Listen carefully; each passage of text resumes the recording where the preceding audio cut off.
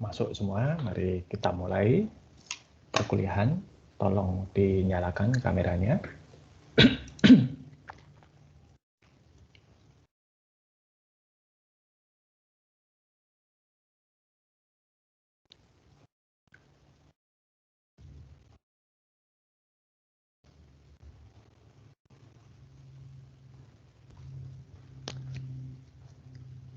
Gina, bisa tolong dinyalakan kameranya. Baik, terima kasih. Ya, oke.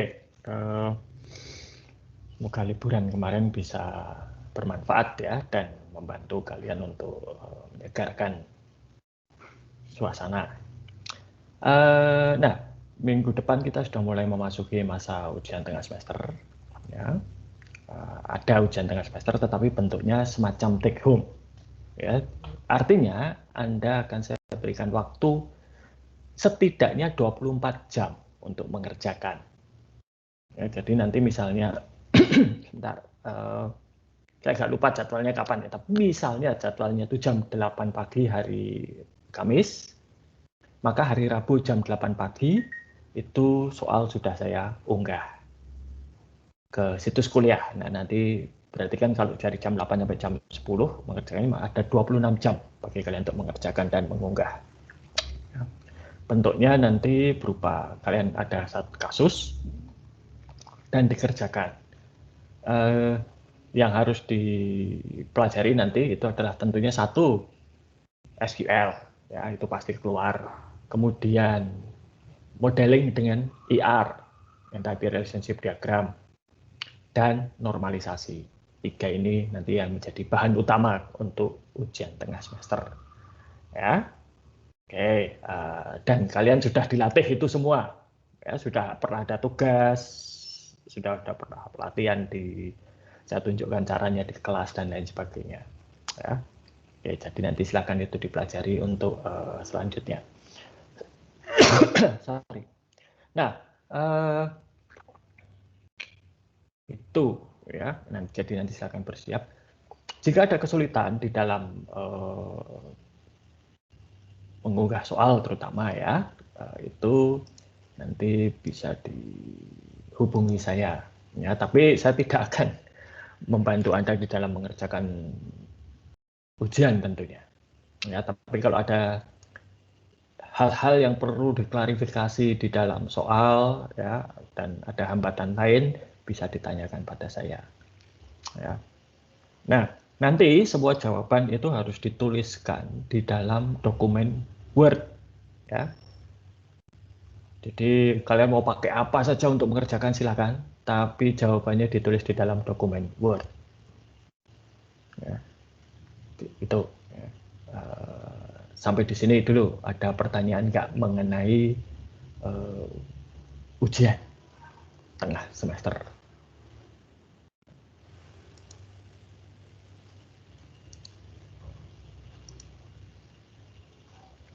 Nah, saya belum bisa menampilkan slide-nya karena PowerPoint-nya tiba-tiba update sendiri gitu ya. Satu hal yang menjengkelkan dari produknya Microsoft itu adalah mereka tiba-tiba sering update sendiri. Ya. Oke, sudah keluar. Oke. Oke, saya kira sudah jelas kalau tidak ada pertanyaan. Hari ini materinya hanya satu, ya, yaitu mengenai Advanced SQL. Kalau sebelum liburan kemarin kita sudah bicara mengenai SQL, ya sekarang kita bicara mengenai Advanced SQL. Advanced SQL di sini nanti sebagian itu adalah mengenai join sebetulnya ya. Jadi nanti kita lihat join itu apa saja jenisnya. Ya, kemarin sudah kita bahas sedikit ya tentang SQL tentang join ya. Tapi hari ini kita akan bicara mengenai join yang lebih lengkap. Oke, saya share dulu PowerPoint-nya. Oke, jadi ini. Jadi kelebihan utama dari paket basis data itu adalah kemampuan untuk mencari data menggunakan lebih dari satu tabel. Ya. Cara paling gampang dan itu adalah biasanya dengan join. Sebab kalau mencari satu-satu itu nanti proses atau script SQL-nya akan menjadi terlalu panjang. Ya. Jadi bisa sih sebenarnya kalian cari di satu tabel, dan tabel kedua, tabel ketiga, tabel keempat sendiri-sendiri, lalu hasilnya disampaikan tetap dalam bentuk misalnya nested query atau query majemuk gitu ya, bukan single query. Tapi kalau satu-satu seperti itu, script-nya menjadi panjang. Ya. Dan kalau script panjang, semakin banyak script-nya untuk satu, ya ini berlaku umum untuk semua komputasi ya dan semua bahasa pemrograman, semakin banyak perintahnya itu semakin lambat biasanya. Nah, karena itu harus dibaca satu persatu dan kemudian dieksekusi oleh komputer. Nah, maka untuk mempersingkat itu kita gunakan join. Tabel-tabel yang kita perlukan di join. Ya. Intinya sebetulnya kalau satu database itu ya, kalau mencari data itu kalau tabelnya hanya satu itu akan lebih cepat daripada kalau tabelnya banyak. Itulah mengapa database yang digunakan Google, Facebook, dan lain sebagainya itu mereka menggunakan yang disebut sebagai NoSQL. Ya. Jadi tabelnya itu hanya satu, tapi kolomnya bisa sampai ribuan. Karena itu lebih cepat mencari datanya. Ya, tapi nanti kita bicarakan itu. Nah, tapi sekarang kita menggunakan relational database yang relasinya atau tabelnya dinormalisasi sehingga satu tabel bisa dipecah menjadi dua atau lebih. Oke, kita lihat sekarang join. Join itu adalah satu operasi yang menyebabkan dua atau lebih tabel dikombinasikan menjadi satu tabel atau view. Ya, jadi bisa tabel beneran, bisa view. Ya, nah, join itu ada beberapa ya tipe. Satu itu equi-join, yaitu join di mana kondisinya atau syaratnya adalah adanya nilai yang sama atau equal antara kolom yang sama dan kolom yang sama itu akan muncul pada hasil. Jadi misalnya nomor mahasiswa di data mahasiswa dan nomor mahasiswa di data kelas itu bisa digabung dan nanti akan muncul dua kolom nomor mahasiswa. Ya. Dan ada natural join, ini adalah bentuk khusus dari equi-join, di mana kolom yang sama itu dihilangkan. Jadi nanti kalau tadinya ada dua nomor mahasiswa, ya dua kolom nomor mahasiswa, satu dari tabel mahasiswa, satu dari tabel kelas, itu nanti yang ditampilkan hanya satu saja. Ya. Lalu ada outer join. Outer join ini adalah semua data, semua baris yang tidak ada persamaannya, itu akan diikutkan. Jadi kalau misalnya ada mahasiswa yang tidak pernah ambil mata kuliah, yang tidak aktif, dan mahasiswa aktif, itu nanti muncul semua. Ya. Lalu union join ini adalah semua kolom dari tiap tabel di dalam join itu muncul. Ya. Nah, nanti selain lawannya outer join itu adalah inner join. Kalau inner join itu hanya tabel yang, hanya kolom yang ada persamaannya di tabel lain yang muncul. Oke, nanti kita tunjukkannya. Jadi kalau dilihat, natural join ini adalah yang di tengah-tengah ini. Left outer join itu yang ini. Nanti kalau right outer join yang ini. Ya, union join ini semua. Ya, oke. Sebagai contoh misalnya, ya, contoh natural join. Select customer T itu customer table, jadi customer ID dari customer table, customer name, order ID, ya, dari customer table, natural join order table. Nah, hasilnya nanti akan menjadi ini perintahnya ya. Ini akan muncul. Lalu inner outer join. Nah, ini Microsoft Syntax. Artinya apa? Ini tata bahasa SQL yang dipakai di Microsoft SQL Server. Mungkin kalau PostgreSQL, Oracle, atau MySQL bisa berbeda. Ya, ini nanti tinggal dilihat. Ya.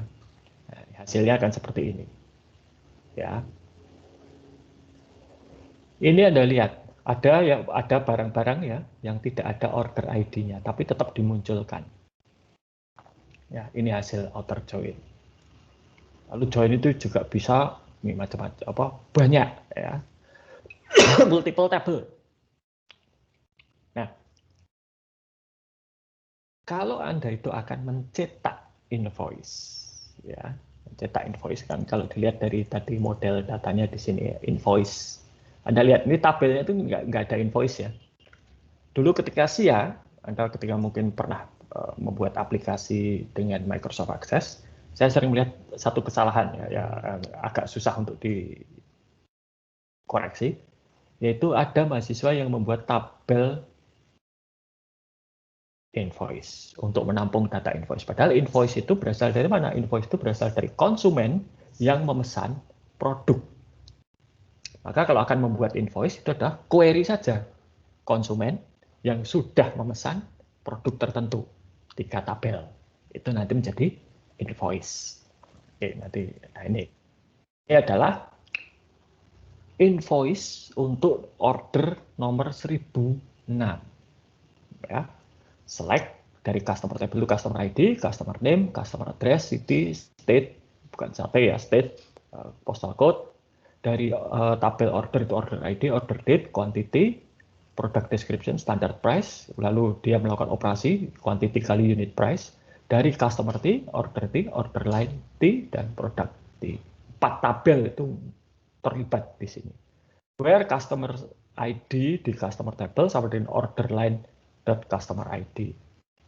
Dan order table, order ID ini sama dengan order line di order ID di sini.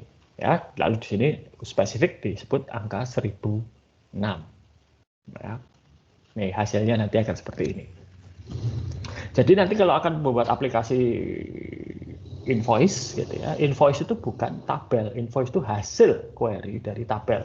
Datanya diambil dari mana? Data konsumen, data pesanan, dan data produk. Ya, 3 itu. Nah, ini itu berasal dari customer table, yang ini dari order table, yang ini dari product table. Ya kan? Ya. Ini. Nah, tadi saya sudah sampaikan, kalau multiple table itu kita bisa juga menggunakan subquery, seperti yang sudah disampaikan. Jadi subquery-nya itu berada di inner query dan outer query nanti ada ya. Yang di dalam itu namanya inner query, yang di luar itu outer query. Nah, inner query itu bisa ditempatkan nanti kondisinya di belakang where clause ya, atau sebagai tabel dari from clause maupun juga di dalam having clause. Ya. Nah, subquery itu bisa non-correlated, artinya dieksekusi sekali saja nanti untuk semua outer query, bisa juga correlated dieksekusi untuk setiap baris outer query. Kita lihat nanti contohnya. Nah, ini contoh subquery. Ambil semua data atau tunjukkan semua konsumen yang sudah pernah belanja, ya, sudah pernah pesan. Jadi select customer name from customer table, where customer ID in select distinct. Nah, ini kan query inilah inner query. Yang di luar inilah outer query. Ya. Ibaratnya kalau matematika, ini yang di dalam kurung itu dikerjakan terlebih dahulu, baru yang di luar kurung. Gitu kan? Ya, masih ingat. Nah, persis sama. Jadi di sini yang dikerjakan dulu, dieksekusi dulu oleh komputer, itu adalah yang di dalam kurung ini. Ini dikerjakan dulu, ya, ketemu hasilnya, ini, ya inner query ini, kemudian baru di yang outer query dikerjakan. Ya. Nah, bedanya apa correlated dan non-correlated subquery? Kalau non-correlated subquery itu tidak tergantung data dari outer query. Ya, dan itu deh. Kalau correlated subquery itu menggunakan data dari outer query dan dieksekusi untuk tiap baris outer query. Ya. Ini contoh nomor 1 ya. Subquery dieksekusi, ya, lalu muncul custom ID dari outer table. Outer query itu menunjukkan hasil dari subquery-nya. Ini correlated seperti ini contohnya. Ya. Nih, axis. Ya. Ini yang correlated subquery. Ya, ini contoh lain dari subquery. Ya. Oke, nanti bisa dipelajari sendiri. Ini tidak. Lalu union query ya itu mengumpulkan banyak tabel ke dalam satu tabel untuk di union. Ya, dikombinasikan. Ini query pertama, query kedua. Ya, cukup panjang. Ya, dikombinasikan hasilnya nanti akan seperti ini. Lalu ada conditional express. function using case syntax. Ya. Tapi ini bukan bagian dari standar. Jadi bukan dari bagian standar SQL, ya. Tidak usah di. Nah, tipnya untuk membuat query apa? Satu, harus tahu dulu datanya itu bentuknya seperti apa. Entitasnya apa, atributnya apa, tipe datanya apa, relasinya bagaimana, kita harus tahu persis seperti ini. Ya. Dan kita tahu hasil yang diinginkan itu seperti apa. Ya. Tahu atributnya yang dihasilkan nanti seperti apa. Lalu kita cari. Ya, jadi misalnya tadi mau menghasilkan atau membuat invoice faktur. Invoice itu isinya apa? Atau invoice itu adalah identitas pemesan, barang apa yang dipesan, dan berapa harganya, gitu kan? Nah, oke, kalau gitu identitas pemesan dari mana? Kita cari. Dari semua tabel itu yang ada identitas pemesan di mana? Dua, data barang itu ada di mana? Harga barang ada di mana? Nah, maka kemudian bisa tahu, oh, identitas pemesan ada di data pelanggan, data barang ada di sini, harga barang ada di sini, dan seterusnya. Ya, oke. Maka lalu dilihat IRD-nya seperti apa, ya, model datanya seperti apa. Dulu zaman saya masih di KSI ya, ada satu developer namanya Pak Cahyadi. Pak Cahyadi itu developer untuk database. Itu di ruang kerjanya dia di depan tembok itu ada satu kertas besar gitu ya, isinya itu adalah model data IRD-nya. Dia sering melihat IRD itu untuk kemudian, oh, query-nya begini. Ya. Lalu untuk ini ya, itu untuk membuat query. Jadi query itu sebetulnya bisa dianggap ya, mirip dengan satu, Anda menyusun kalimat. Jadi kalau akan membuat kalimat itu, mulailah dari kalimat yang sederhana. Cari dulu datanya. Kemudian kalau sudah ketemu data masing-masing dibutuhkan, dirangkai menjadi satu query. Mungkin dengan sub-query, mungkin dengan yang lain, bisa jadi seperti itu. Ya. Jadi mulailah dari yang sederhana dulu. Cari data dari satu tabel dulu. Kemudian cari data dari satu tabel yang lain. Dan itu baru dirangkai. Ya. Itu untuk query. Nah, sama seperti bahasa sebetulnya. Ya. Kalian itu kalau membuat karangan, gitu kan dimulai dari ide dasar dulu. Kemudian diidentifikasi poin-poin apa yang ingin disampaikan di dalam tulisan kalian. Baru setelah itu dikembangkan menjadi kalimat-kalimat. Sama seperti itu. Dan selalu, kalau saya nggak tahu ya, mestinya kalau bahasa Indonesia itu, dulu saya diajarinya adalah buatlah kalimat sederhana saja. Satu subjek, satu predikat, satu objek, satu keterangan. Sama juga di sini. Query itu dimulai dari satu tabel dulu. Cari data apa di tabel itu. Dan dari tabel lain, cari data. Baru kemudian itu dirangkai. Ya. Jadi jangan langsung buat query majemuk dengan subquery ya. Nanti malah bingung. Buat satu-satu. Jadi kalau akan pakai subquery, ya subquery-nya dibuat dulu, dites, jalan atau tidak, baru kemudian itu dirangkai dengan subquery yang lain. Ya. Oke, itu untuk query dan join. Nanti silakan diuji coba ya, join-joinnya itu. Oke, sampai di sini dulu tentang query. Ada pertanyaan atau tidak sebelum kita lanjutkan ke yang berikutnya.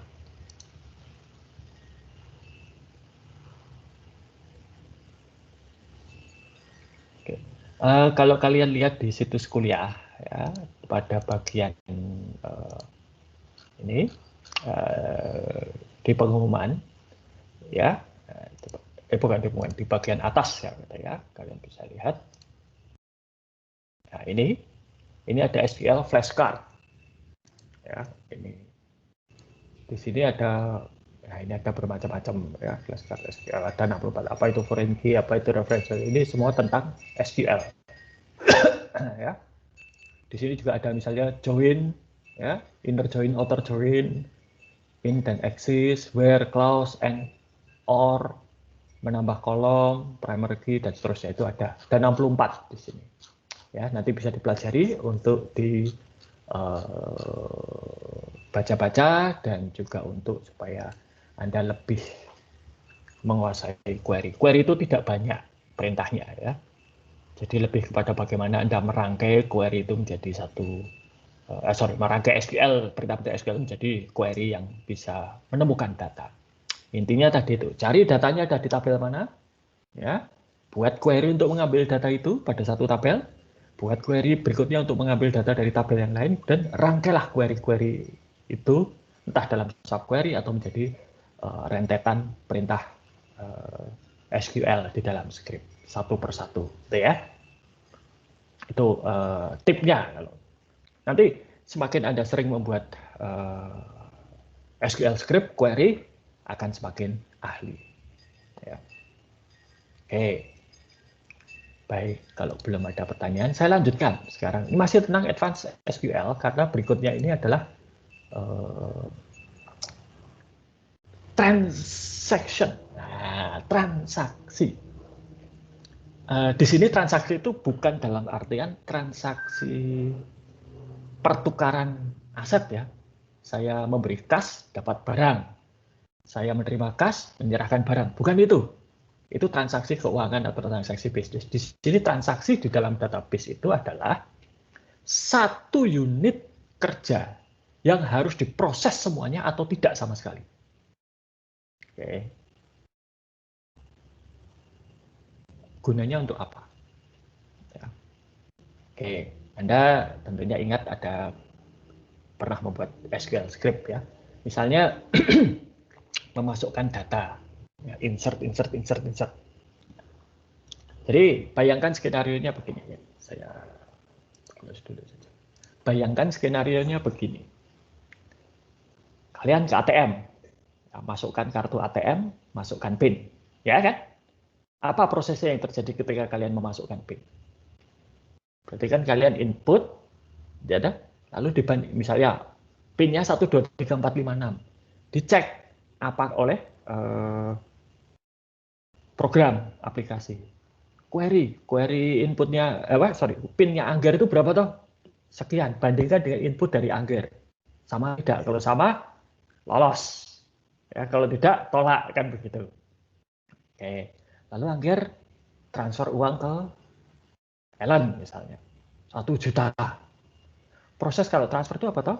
Cek dulu saldo. Wah, ya kan? Select saldo Angger, gitu kan? Oh, 10 juta, baik.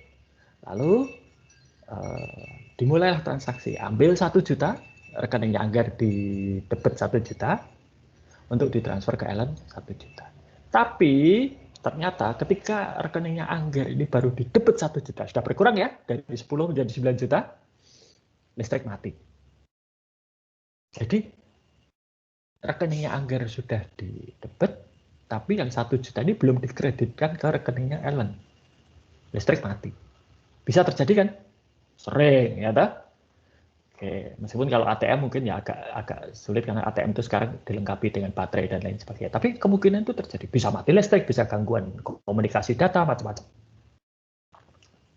Lalu bagaimana? Transfernya belum jalan, belum sampai, tapi uangnya sudah meninggalkan rekening. Lalu bagaimana?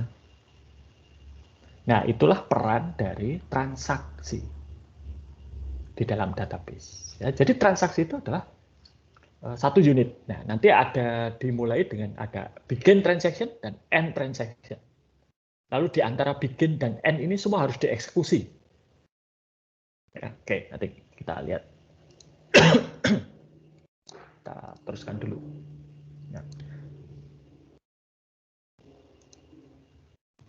Nah, di dalam satu transaksi itu mungkin melibatkan banyak update. Kalau salah satu banyak update itu tadi, misalnya contoh ya, rekening Angger di debit, itu kan update data. Kemudian rekeningnya Ellen di kredit, itu juga update data. Tapi kalau yang diupdate itu baru rekeningnya Angger diambil 1 juta, lalu sebelum rekeningnya Ellen di kredit 1 juta sudah mati atau terganggu, maka transaksinya dianggap belum selesai. Dan kalau belum selesai, apa yang terjadi? Rekening uang yang sudah didebit dari rekening Angger itu akan dibatalkan. Jadi perintah debit ke rekening Angger akan dibatalkan, uangnya dikembalikan ke rekening Angger sebesar 1 juta. Sehingga rekening Angger akan kembali pada posisi sebelum transaksi yang gagal tadi. Ya, oke. Nah, perintah SQL untuk transaksi itu adalah ini begin transaction and transaction untuk menandai perintah-perintah SQL mana yang masuk dalam satu transaksi. Ya. Lalu commit itu adalah kalau semua perintah sudah dilaksanakan dan sukses, maka akan muncul commit. Commit itu artinya apa? Semua update tadi dibuat permanen. Jadi jadi ceritanya ya, kalau belum selesai satu transaksi, itu sementara update-nya disimpan pada ruangan khusus di memori komputer, memori server, disimpan di situ dulu. Sampai semua selesai, baru setelah semua selesai, perubahan ini diupdate ke tabel-tabel database-nya. Itulah mengapa ya, kalau server database itu butuh memori besar. Server database saya dulu itu memorinya minimal 64 GB. Sekarang banyak saya lihat memori data RAM-nya, memori untuk server database itu bisa sampai 1 tera. Kan besar sekali. Oh, hard disk komputer saya saja 1 tera. Ini RAM yang 1 tera. Dan itu adalah termasuk golongan kecil untuk server database. Ya. Nah, kenapa ya? Karena itu digunakan untuk penyimpanan sementara tadi. Commit. Itu kalau semua perintah dari begin sampai end itu sudah selesai dilakukan, sukses, maka commit. Artinya dibuat jadi permanen. Tapi kalau ternyata belum sampai end, ada gangguan, perintahnya tidak sukses dilaksanakan, transaksinya berhenti di tengah jalan atau gagal, maka ada rollback. Ya. Nah, rollback ini artinya apa? Kondisi sebelumnya dikembalikan. Ya. Oke, jadi ini ya, bikin transaction, lalu insert, end transaction. Kalau semua perintah ini dilaksanakan dengan benar sampai end transaction, valid ya semua, maka commit, semua data masuk. Tapi kalau ternyata di sini, misalnya order produk ID-nya invalid, stop, kembalikan ke. Jadi misalnya yang gagal itu yang baris kedua ini, baris kedua ini gagal, maka data yang sudah diinsert ke sini itu akan dihapus. Gitu ya. Nah, ini yang menyebabkan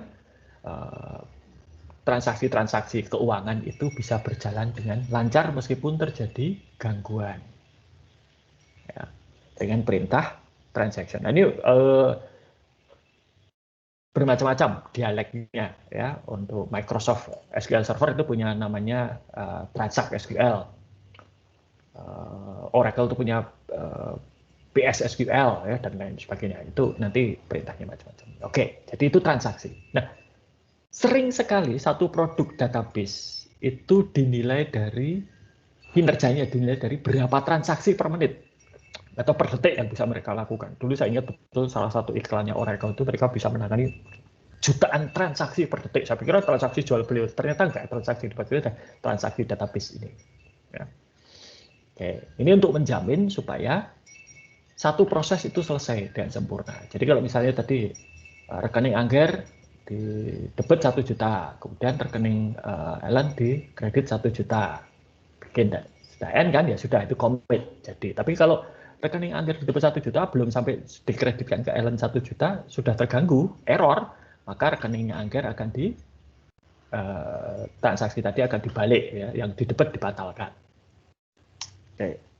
Oke. Lalu ada fasilitas data dictionary. Data dictionary itu adalah tabel yang menyimpan metadata. Metadata itu apa? Metadata itu adalah data tentang data. Oke, bentar ya.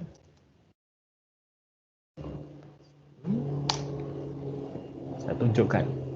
Kalau Anda ingat pada waktu kita membahas MySQL Workbench pertama kali dulu, ya, saya mengatakan ada database yang tidak boleh ada skema yang tidak boleh diutak-atik. Nah, mana? Yang SIS ini. Inilah kalau di dalam MySQL, inilah yang disebut sebagai data dictionary, itu ada di sini. Ya, tidak hanya data dictionary, tapi di sini. Ya, nah, ini bisa kelihatan. Ya, ini perintah-perintahnya yang ada di sini. Fungsi-fungsinya apa, ini semua ada di sini. Ya. Dan ini nggak boleh duda-adik nih, ya. Tidak boleh dihapus, tidak boleh diubah dan lain sebagainya. Karena semuanya ada di sini. Termasuk log itu ada di sini. Ya, catatan. Ya. Maka kalau kalian nanti mengakses MySQL, ya, hindari sys ini dan jangan berikan akses pada sys ini kepada sembarang orang. Karena kalau ini dihapus, bubar database. Ya. Ini. Maka kalau kalian nanti instalasi MySQL atau menangani MySQL, perhatikan yang sys ini. Ya. Ini off limit. Ya. Saya bisa mengakses ini karena saya statusnya di sini root. Ya. Yang lain saya drop nggak masalah. Percobaan ini saya drop, nggak ada drop, no, nggak ada masalah. Sys saya drop, celaka. Gitu ya. Oke. Ya, gimana? Maaf Pak, dari tadi cuman keluar PPT. Oh, oke, sorry. Oke, ya. Harusnya keluar. Oke. Terima kasih. Sebentar. Tadi sudah saya. Oke, ya sudah. Baik. Oke, ke sini ya. Nih, sis, sudah kelihatan? Sudah Pak. Oke, jadi ini yang nggak boleh duda-adik nih. Ya, ini nggak boleh duda-adik. Isinya macam-macam ya. Ada sysconfig, ada views, ya. Ada ini macam-macam isinya. Ya, ini adalah catatan ataupun juga tentang data mengenai si MySQL servernya itu sendiri. MySQL servernya ada function dan lain sebagainya. Yang lain saya hapus nggak apa-apa. Tapi kalau yang sys ini jangan. Ya. Ini bisa muncul dan bisa saya udah adik karena status saya root. Kalau saya bukan root, nggak bisa. Ya. Maka jangan berikan, kalau Anda nanti mengelola server MySQL, jangan berikan akses ke sini. Kecuali itu sangat perlu. Dan kalau hanya akan membuat aplikasi, itu sangat tidak diperlukan akses ke sys ini. Praktek yang baik adalah kalau misalnya kalian membuat skema, ya, misalnya create. Pertama itu kalau misalnya, jadi kan sering sekali ya di dalam satu tim pengembangan itu ada yang mengembangkan aplikasi A, B, C, D, E. Maka untuk tiap tim itu, untuk tiap aplikasi buat saja database sendiri ya. Create database aplikasi A, misalnya ya.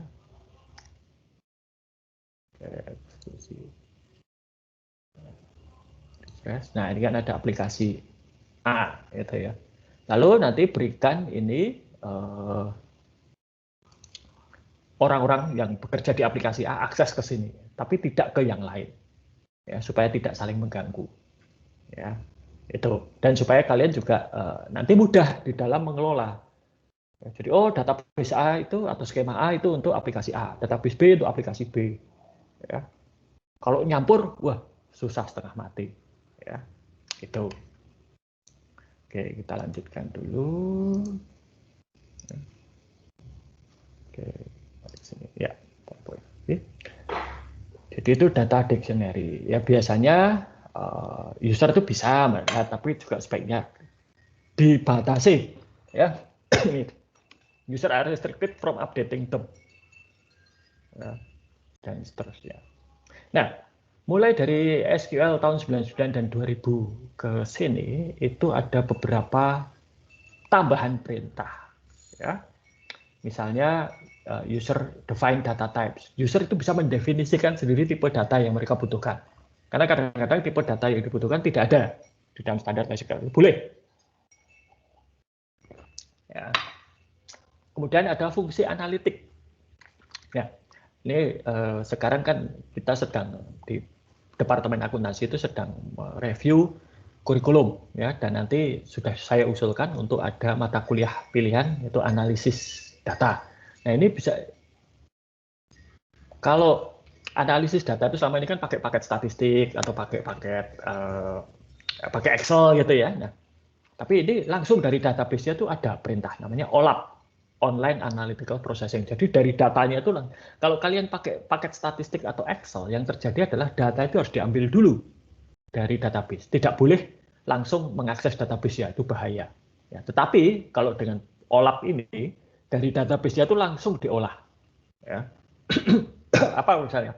Ceiling dan floor. Ceiling dan floor itu menentukan batas atas dan batas bawah kalau statistik. Ya. Rankingnya, mana yang tertinggi, mana yang terendah, ya, dan macam-macam. Termasuk fungsi-fungsi statistik. Sudah sering pakai SPSS kan ya? Nah, SPSS itu dulu adalah paket statistik yang dibuat oleh perusahaan namanya SPSS. Kemudian SPSS ini suatu hari diakuisisi atau dibeli oleh IBM. Nah, mengapa IBM ini membeli SPSS? Karena IBM itu punya produk database namanya DB2, DB2. Ya. Nah, sekarang SPSS itu merupakan modul statistik untuk database DB2. Jadi daripada IBM itu mengembangkan paket statistik mereka sendiri, mereka ambil SPSS saja. Lalu nanti kemampuan SPSS untuk mengolah data itu bisa diterapkan pada DB2. Ya.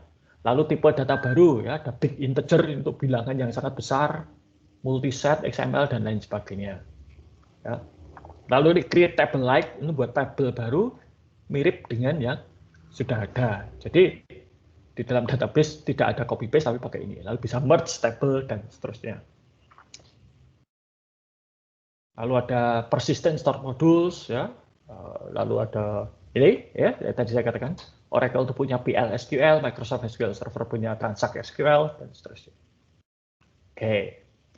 Nah, lalu ada lagi ini yang belum kita bahas gitu ya. Ada routine dan triggers. Apa ini routine? Routine itu adalah modul program yang dieksekusi on demand sesuai ada permintaan. Routine ini ada dua jenis. Function, yaitu rutin yang nanti akan menghasilkan nilai tertentu dan mengambil, jadi nanti menerima input dan akan menghasilkan sesuatu, satu nilai. Prosedur itu adalah rutin yang tidak menghasilkan nilai, tapi bisa juga menerima input atau output. Lalu ada triggers. Triggers itu adalah rutin khusus yang dia itu hanya akan dieksekusi jika ada satu peristiwa tertentu. Contohnya, triggers itu adalah kalau saldo minimal tidak terpenuhi, lalu apa yang terjadi? Kalau jumlah penarikan dana dari ATM lebih besar daripada saldo, apa yang terjadi? Nah, seperti itu. Nah, ini triggers. Jadi seperti ini. Rutin itu ini, ya, dia akan dieksekusi. Trigger itu hanya akan tereksekusi kalau satu peristiwa terjadi. Jadi misalnya, seperti ini. Kalau Anda punya rekening tabungan, ya, dan Anda punya mesin ATM, biasanya transaksi harian di rekening itu dibatasi. Kalau melalui mesin ATM atau tidak melalui teller. Ya. Misalnya, saya tahu kalau di BCA atau di Mandiri itu ada batas transaksi yang tidak melalui teller itu maksimal sehari 25 juta misalnya. Maka kalau misalnya Regina itu akan tarik tunai dari ATM 30 juta, ya begitu melebihi 25 juta langsung triggernya jalan, nggak bisa. Gitu ya. Karena sudah melebihi batas transaksi harian. Itu. Nah, bedanya apa? Trigger rutin ini dengan script SQL biasa. Trigger atau rutin ini disimpan di dalam MySQL, di dalam server. Ya. Dan istilahnya dikompilasi. Kalau dikompilasi itu apa? Dikompilasi itu artinya script SQL-nya itu diterjemahkan ke dalam bahasa mesin. Sehingga waktu eksekusinya akan lebih cepat. Kalau script SQL biasa itu yang terjadi adalah si servernya itu akan baca baris pertama, eksekusi. Baca baris kedua, eksekusi. Baca baris ketiga, eksekusi. Ya. Tapi kalau sudah dikompilasi itu dibaca lebih cepat. Jadi kalau baca eksekusi itu maksudnya adalah kalau script SQL ya, di baris pertama dibaca, dieksekusi. Artinya apa? Diterjemahkan ke dalam bahasa mesin, lalu oleh mesin dikerjakan. Script baris kedua diterjemahkan ke bahasa mesin, lalu oleh mesin itu dieksekusi. Nah, tapi kalau sudah dikompilasi, semua script tadi, mulai dari nomor 1 sampai terakhir, itu diubah ke bahasa mesin dan disimpan di sana, sewaktu-waktu dieksekusi itu bisa langsung tanpa perlu diterjemahkan lagi ke bahasa mesin. Menangkap ya? Mengapa itu jadi lebih cepat? Karena itu sudah dalam bentuk bahasa mesin, tersimpan di dalam MySQL. Itu ya. Oke, lalu ini prosedur, triggers. Ya, ini contoh, create trigger, create prosedur ya. Oke. Lalu ada juga namanya embedded SQL. Ini adalah script SQL yang disisipkan ke dalam bahasa pemrograman yang lain. Contohnya, ya, tadi belum saya ambil.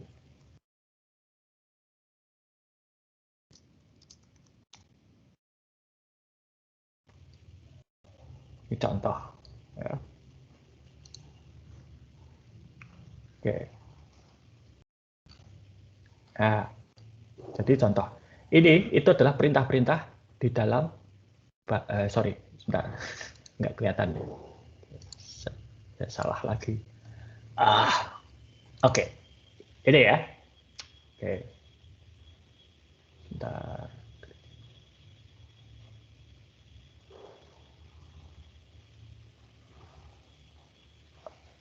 Bukan. Sorry, ini connect ini. Sorry. Bukan ini. Oke. Bukan. Saya udah ketemu tadi. Sebentar.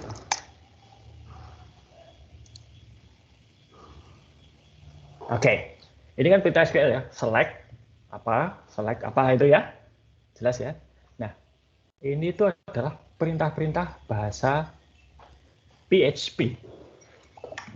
Jadi kalau akan membuat aplikasi yang diakses melalui internet lewat web, itu salah satu bahasa yang dipakai adalah PHP. Ini adalah perintah-perintah PHP. Ya. Tetapi di dalam perintah itu, di dalamnya ada perintah SQL. Nah ini. Perintah SQL itu disisipkan dengan tanda $SQL sama dengan lalu perintahnya apa. Ini kan perintah SQL ini. Inilah yang disebut sebagai embedded SQL. Ya, jadi SQL yang disisipkan di dalam bahasa pemrograman yang lain. Ya. Menangkap ya maksud saya. Jadi, oke, saya close dulu ini. Jadi begini, sering sekali perintah-perintah SQL itu kalau dieksekusi, ya, karena Anda sekarang tahu perintah-perintah SQL kan, ya, Anda bisa menebak kira-kira itu struktur database-nya seperti apa. Ya. Dan itu jadi masalah. Masalahnya kenapa? Kalau orang lain di luar organisasi Anda, atau bahkan orang di organisasi Anda, ya, itu tahu struktur tabelnya, itu bisa menjadi alat untuk menyerang. Ya. Masih ingat dulu di SIA, ya, di SIA kan kalau untuk lingkungan sistem informasi berbasis komputer, pemisahan tugas dan wewenangnya bagaimana? Yang membuat harus terpisah dari yang mengelola dan harus terpisah dari yang menggunakan. Ya, nah, Anda yang membuat, maka pengguna dan pengelola itu sebaiknya tidak tahu. Ya, pengelola bolehlah, tapi pengguna itu tidak boleh tahu strukturnya seperti apa. Sebab kalau mereka tahu, nanti bisa digunakan untuk menyerang.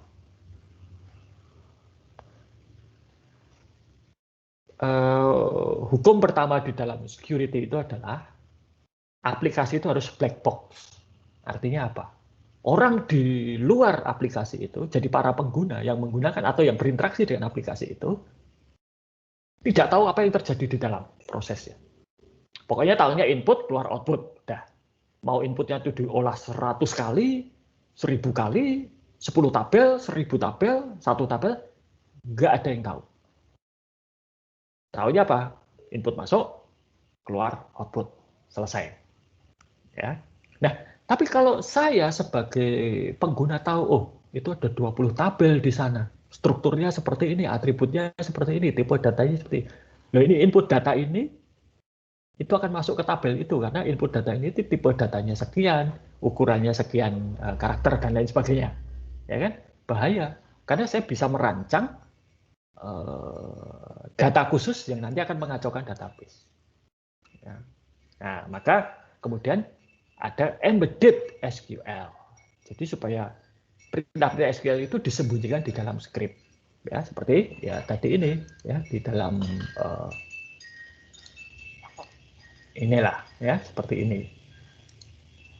Sorry, seperti ini. Ya. Nah, jangan khawatir, ya kalau misalnya pakai PHP itu nanti kalau sebelum dieksekusi tidak kelihatan kok. Ya. Ini kalau ini diakses melalui web, ini tidak akan kelihatan. Jadi tidak akan tahu select. Ya. Sering sekali database itu diserang dengan nama dengan SQL injection ini. Ya, jadi memasukkan kode khusus ini seperti ini ya untuk menyerang server kita. Dan ini bahaya.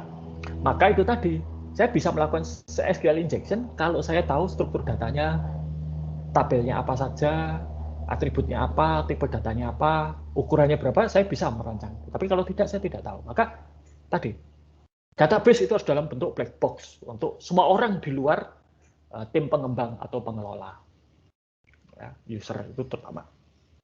Ini, ya, maka di embedded, gitu kan? Oke, kita kembali ke sini embedded SQL. Ya. Oke. Lalu ada OLAP SQL. OLAP SQL ini yang sering digunakan, tadi sudah kita bicarakan ya, sering digunakan untuk data warehousing. Ya, jadi digunakan untuk menganalisa data yang sudah disimpan. Oke, saya pindah ke sini lagi. Nah, jadi kalau Anda amati ya dari dulu pengantar sistem informasi, SIA, sistem informasi manajemen dan sampai sekarang ke manajemen basis data, fokus kita itu selalu untuk database adalah apa? Bagaimana cara kita merekam data. Ada transaksi, ada peristiwa, kita catat datanya, kita rekam, kita simpan. Ya. Dan itu sampai sekarang berhenti sampai di sana. Tetapi tidak pernah dibahas bagaimana data yang sudah disimpan ini dipakai. Ya. Sama, akuntansi keuangan juga begitu lah. Ada peristiwa ekonomi, bagaimana peristiwa ekonomi dicatat, diklasifikasikan, dan kemudian dilaporkan. Tapi lalu, kalau sudah dilaporkan, lalu mau diapakan? Belum pernah kan? Dibahas secara khusus? Ya enggak? Sebetulnya ya, sudah pernah dibahas secara khusus, tetapi tidak kelihatan linknya. Itu apa? Mengapa kok kalian diajari statistik? Mengapa kok kalian diajari teknik analisa keuangan? Nah, sebetulnya kan itu. Ya. Enggak, ini saya mau memberikan rangkaian. Ya. Jadi dari sistem informasi pengantar, SIA, SIM, dan manajemen basis data itu ada diajari teknologi untuk merekam data. Bagaimana cara merekam data, mengklasifikasikan data itu dalam akun, misalnya kalau akuntansi keuangan, mengklasifikasikan data itu dalam tabel, atribut, dan lain sebagainya. Nah, itu sudah. Nah, kenapa dulu tidak diajari bagaimana linknya? Karena kebanyakan proses akuntansi masih manual. Termasuk laporan keuangan manual, ya kan? Jurnal masih manual. Ada diajari itu. Dan menurut saya itu tetap Anda harus tahu. Supaya apa? Ya tahu yang di dalam black box tadi itu apa. Kalau itu aplikasi komputer ya, aplikasi akuntansi itu Anda harus tahu. Kalau saya inputnya begini, outputnya bagaimana. Sebab kalau Anda tidak tahu proses yang seharusnya terjadi dalam black box itu Anda gampang ditipu. Gitu kan? Oke. Nah, yang kurang dari kita sekarang itu adalah kalau data dan informasi itu sudah tersimpan, lalu mau diapakan? Data yang begitu banyak itu mau diapakan? Dan apa yang bisa kita peroleh dari data yang sudah tersimpan sebanyak itu untuk kepentingan kita di masa depan? Misalnya, nyatat penjualan tiap hari, gitu ya. Gunanya untuk apa? Keputusan apa yang bisa saya buat dengan saya melihat data penjualan tiap hari? Pernah terpikir belum? pernah rekonsiliasi bank ya. Oh, itu dulu rekonsiliasi bank itu saya paling parah itu ya. Salah terus. Rekonsiliasi bank itu gunanya untuk apa? Informasi apa yang bisa kita dapatkan dari rekonsiliasi bank? Piutang, analisa umur piutang. Sudah sering diajari kan? Ya tak? Saya yakin ahli Anda. Tapi apa yang bisa kita lakukan dengan analisa umur piutang itu? Pernah diajari? Tidak, gitu kan? Nah, jadi yang masih kurang dari kita di dalam kurikulum ya itu adalah informasi ini mau diapakan. Kalau proses dari transaksi menjadi laporan keuangan itu sekarang mesin sudah bisa.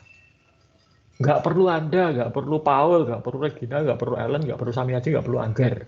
Ya. Kasih ke komputer, klik klik klik selesai. Ya.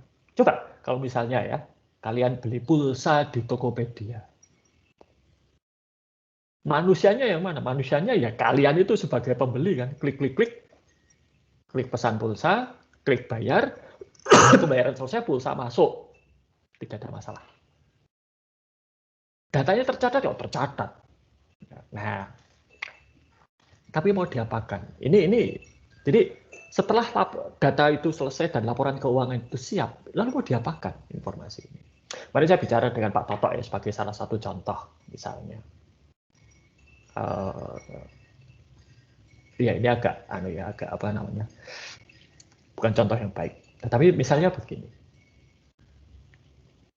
Satu perusahaan itu laba misalnya, ya kan?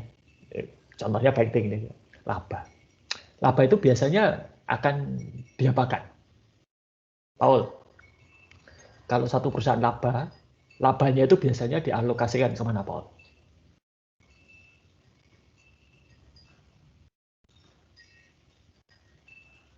Belum di-unmute itu.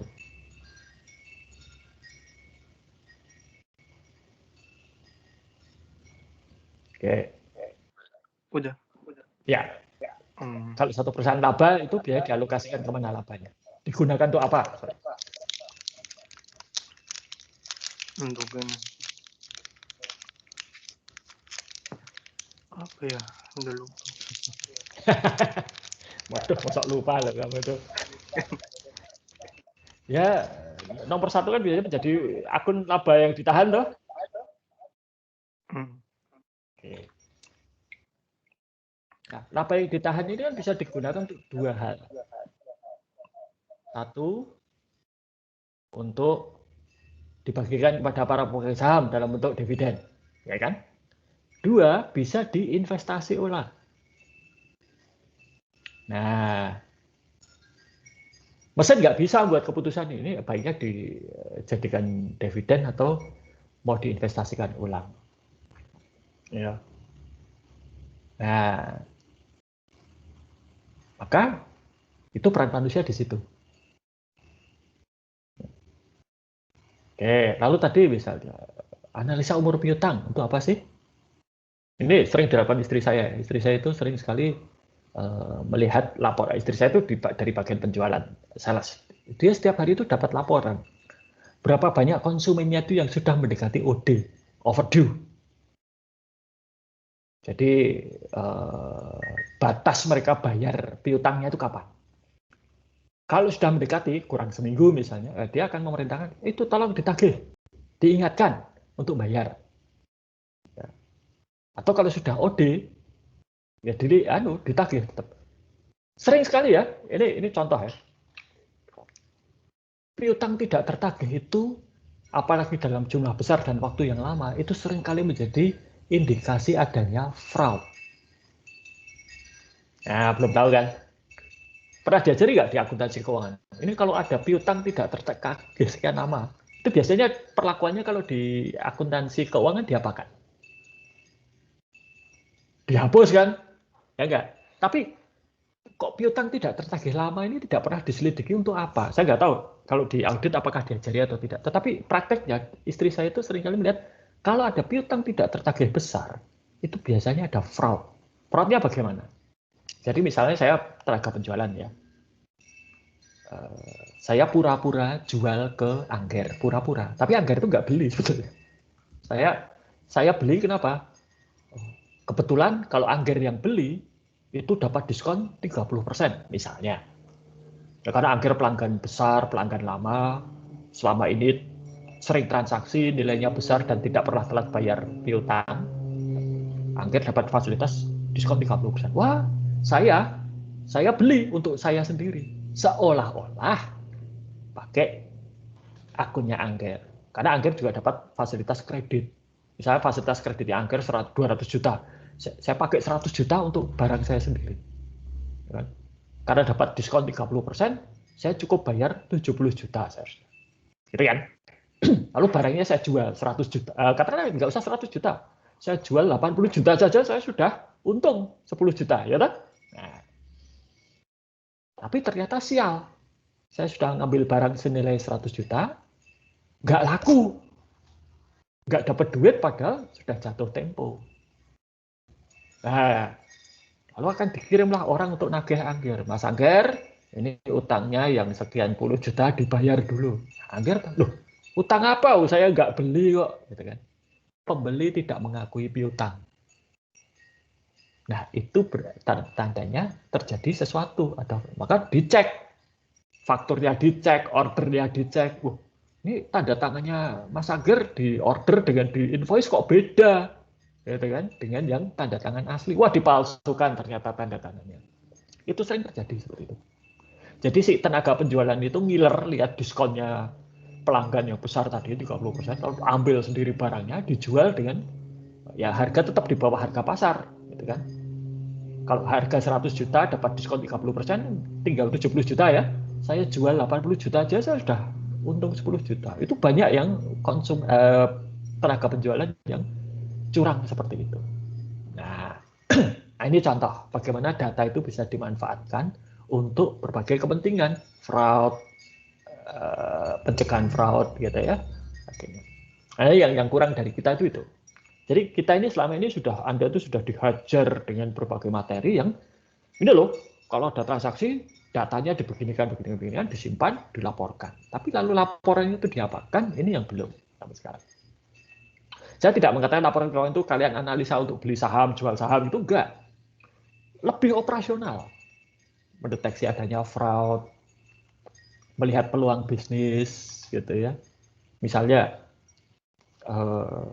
ini yang sering terjadi. Istri saya itu kemarin pada waktu pandemi itu ada banyak sekali pelanggannya itu yang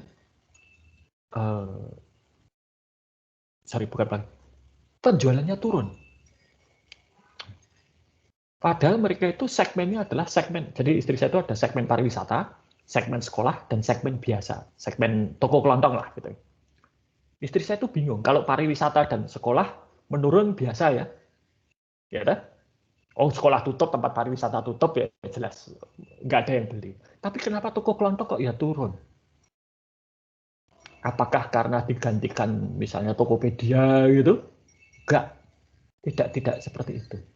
Nah, kemudian setelah dilihat oleh istri saya, ternyata lokasi toko kelontong itu banyak yang di dekat sekolahan. Kalau seperti kampus kita ya, kalian tahu kantin ya, kantin di kampus kita. Kalau kampus kita tutup ya kantinnya otomatis nggak ada yang beli kan, ya, buka pun percuma. Tapi bagaimana dengan misalnya penjual gorengannya di dekat kampus? Yang selama ini pelanggannya kebanyakan adalah mahasiswa Atmajaya. Warung-warung yang di Tambak Bayan atau di Dirgantara. Karena kalau kampus tutup ya yang bukan orang Jogja ya pilih pulang bersama dengan keluarga. Betul nggak? Nah, hal-hal seperti ini tuh analisa-analisa database seperti ini tuh yang masih kurang. Gitu ya. Maka dalam kurikulum baru itu saya usulkan untuk mata kuliah pilihan untuk akuntansi ada analisis data bisnis ini. Dan itu kelanjutan dari manajemen basis data itu ya. Jadi nanti itu manajemen basis data ditambah teknik analisa keuangan ditambah statistik. Oke. Itu baik sampai di sini mungkin ada pertanyaan.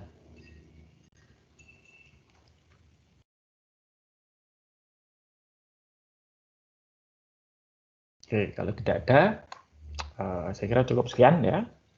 Selamat belajar dan semoga sukses dengan ujian tengah semester. Ya, kita bertemu kembali nanti setelah ujian tengah semester. Ya, selamat siang dan sampai jumpa lagi.